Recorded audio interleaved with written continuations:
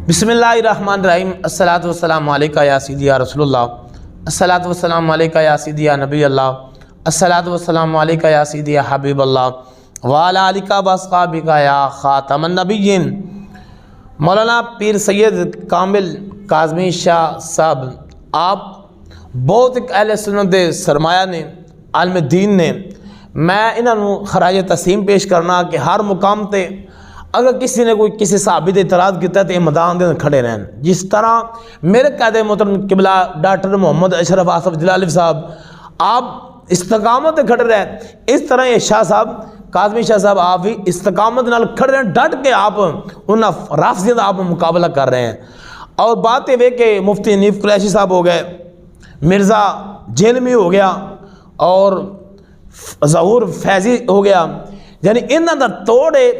पीर सैयद कामिल शाह काज़मी साहब आपने कमाल का इनको तोड़ फरमाया, इन्होंने मुँह तोड़ इनको जवाब दिया करता है। मिर्ज़ा मोहम्मद अली जानवी बातें बहुत करेगा, ये बुखारी में देखा जी, ये सियासत में हदीस पाक है जी, ये देखे कौन सी कोई हदीस पाक बता भी दें और गलत अराब पढ़ता है, मन गढ़त बात लोगों को सुना के गुमराह कर रहा है। और इनका तोड़ शाह साहब ने लेकिन आज तक मिर्ज़ा साहब की कोई ऐसी वीडियो नहीं है कि शाह साहब आए हमारे साथ बैठें मुनाजरा करते हैं। शाह साहब कई मरतबा चैलेंज किया है मेरे सामने आप बैठ, लेकिन मिर्ज़ा के अंदर इतनी दमखम नहीं है, मिर्ज़ा के अंदर इतनी जरूरत हिम्मत ताकत नहीं है। सैयद कामिल काज़मी शाह साहब आप दी बारगाह के अंदर आके बैठ जाए, मुनाजरे का चैलेंज कबूल कर ले, गुफ्तगू आपके साथ करे, लेकिन ऐसी हिम्मत और जरूरत नहीं।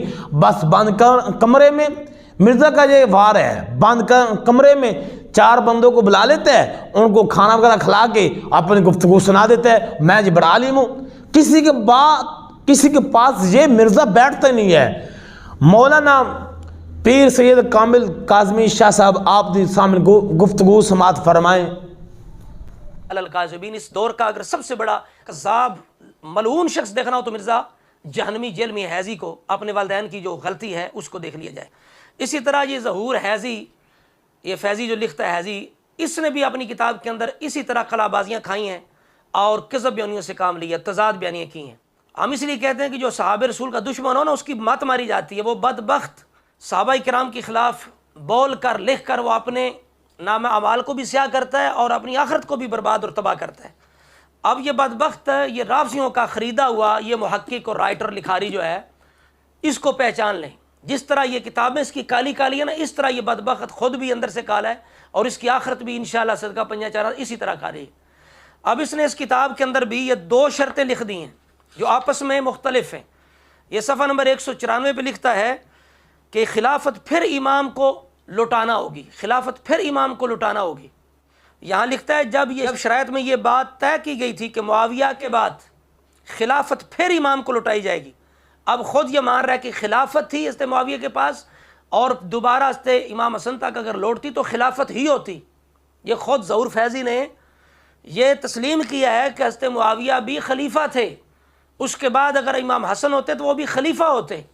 अब मैं हनीफ कुरैशी साहब से पूछता हूँ जो जनाब छलांगे मार मार के उछल के ये कहते हैं कि मुल्क अदूद 30 साल के बाद मुल्क अदूद और हज़रत मुआविया की जो हुकूमतों से खिलाफत ना कहो, खिलाफत का ना जायज़ नहीं है। अब वो लगाएंगे इस अपने बड़े भाई ज़हूर फैज़ी हैज़ी पर भी फतवा लगाएंगे। यकून मुल्कन अदूदा, और रसूलुल्लाह की इस खबर में वाज़ेह तौर पर मौजूद था कि उसके बाद मुल्क की हदूद शुरू होगा। अल बिदाया वन निहाया के अंदर इमाम इब्न कसीर ने लिखा कि इमाम हसन की खिलाफत के बाद मुल्क की हदूद से मुराद हजरत मुआविया रज़ियल्लाहु ताला अन्हु की बादशाहत है। इब्न कसीर ने इब्न अबी खैसमा के वाले से लिखा कि वह सुन्नत अन युकाल लिमुआविया मुल्कुन वला युकालु लहू खलीफा, कि हजरत मुआविया के लिए बादशाह का लफ्ज आएगा, मुल्कियत का लफ्ज आएगा, उनके लिए खलीफा का लफ्ज नहीं आएगा। अब इसी तरह करके एक तरफ ये शर्त है कि इमाम हसन को लुटाई जाएगी, जिस तरह इसने लिखा फतहुल बारी शरीफ के वाले से। आगे सफ़ा नंबर 202 पर ये इसके तज़ाद के अंदर ये शर्त लिखता है, कहता है कि जी कि मुआविया के बाद मामला शूरा तय करेगी, हज़रत मुआविया के बाद शूरा मामला तय करेगी। अब देख लें कि कैसी इनकी मात मारी गई है। एक तरफ के वापस इमाम हसन को लौटेगी खिलाफत, दूसरी तरफ शूरा जो है वो मामला हल करेगी। तो अगर शूरा वाली शरत सही है तो फिर इमाम हसन क्यों कहते कि ये खिलाफत दोबारा मुझे वापस मिलेगी। اور اگر وہ بات سچی ہے کہ امام حسن نے کہا مجھے واپس ملے گی تو پھر شورا کا کیا مطلب ہے؟ اسے کہتے ہیں کہ مذبذبین بین ذالک لا الہ ہؤلاء ولا الہ ہؤلاء، اور یہ منافقوں کا کام ہوتا ہے۔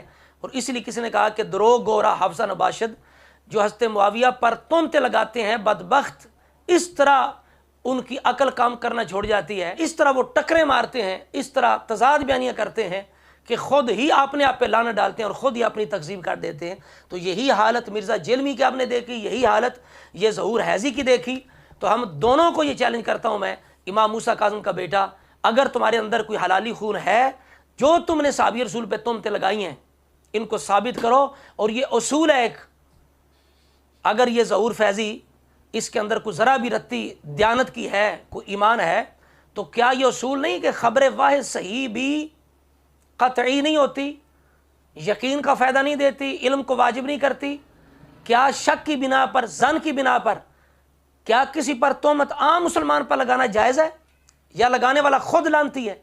تو کیا اصحاب رسول ایسے مظلوم ہیں کہ جن پر جو مرضی جناب ناپاک خون، جو ملعون، جو خبیث، جو مرضی چاہے بکتا جائے، لکھتا جائے، بکتا جائے، لکھتا جائے؟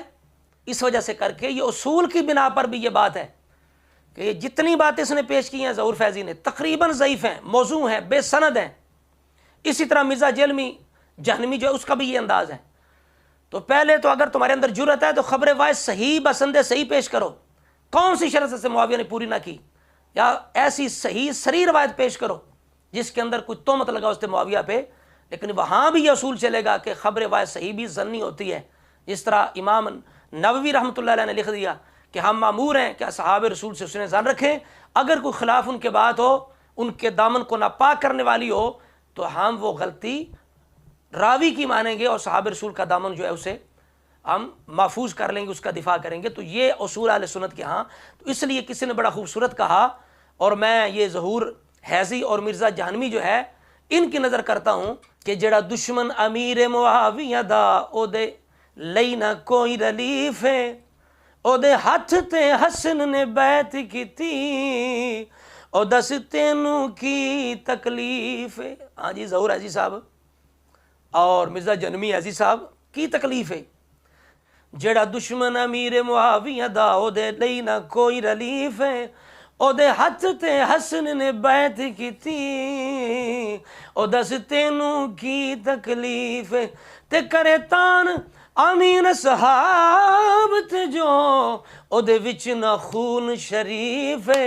ظہور حیزی مرزا جہنمی کرے تان امین صحاب تے جو او دے وچ نہ خون شریف ہے، او جنوں تو دلیل بنائی پھرنے، او فیضی چائی پھرنے، کچھے لائی پھرنے، او مرزا جہنمی زبانوں لٹکائی پھرنے، جنوں تو دلیل بنائی پھرنے، او تے سب دا سبھی ضعیف ہے۔ تو آپ نے ملاحظہ کر لیا کہ سب سے زیادہ جو جھوٹے الزام ہیں، جو جھوٹ ہیں، وہ حضرت معاویہ پہ باندھے گئے، لیکن چونکہ یہ جھوٹے تھے، کذاب تھے اور دروغ گور حافظہ نباشد، آپ نے دیکھ لیا کہ انہوں نے جب اپنی طرف سے گھر بیٹھ کے شرطیں گھڑیں تو چونکہ آپس میں انہوں نے اتفاق نہیں کیا تھا، مشورہ نہیں کیا کہ بھئی کون کون سی شرطیں گھڑیں، تو کسی نے کوئی گھڑ دی، کسی نے کوئی گھڑ دی، اور ساری شرطوں کو جناب انہوں نے اپنی جمع کر کے کتابوں کے اندر ڈال دیا، اور لگتا ہے کہ مزید جو آگے وقت گزرے گا یہ شرطوں کے اندر اور اضافہ کرتے جائیں گے۔ یہ ان سے ہم توقع رکھ سکتے ہیں۔ اللہ تعالیٰ ایسے لوگوں کے شر سے ہمارے ایمانوں کی حفاظت فرمائے۔ السلام علیکم ورحمۃ اللہ وبرکاتہ۔ سامعین، آپ نے مولانا پیر سید کامل کاظمی شاہ صاحب آپ کی گفتگو سماعت فرمائی۔ آپ نے کمال کا جھنجھوڑا مرزے کی چھترول کی اور ظہور فیضی کی آپ نے چھترول کی، جو اس نے کتابیں لکھی ہیں، اور اس میں امیر معاویہ رضی اللہ عنہ آپ کا نام ہی اس نے اچھے طریقے سے نہیں لکھا، ادب سے نہیں لکھا، رضی اللہ عنہ یہ نہیں لکھا۔ یعنی پیر سید کامل کاظمی شاہ صاحب آپ نے کمال کی گفتگو ارشاد فرمائی، اور مرزے کو آپ نے جھنجھوڑا کہ تیرے کے اندر کوئی دم خم ہے، پھر میدان کے اندر آنا، پھر میدان سجانا آنا، کسی مقام پہ بیٹھ کے مناظرہ کرتے ہیں، آپ تیرا علم ظاہر ہوئے۔ یہ مرزا بند کمرے میں بیٹھ کر یہ باتیں کرے گا، لیکن کسی کے سامنے یہ بیٹھ نہیں سکے گا۔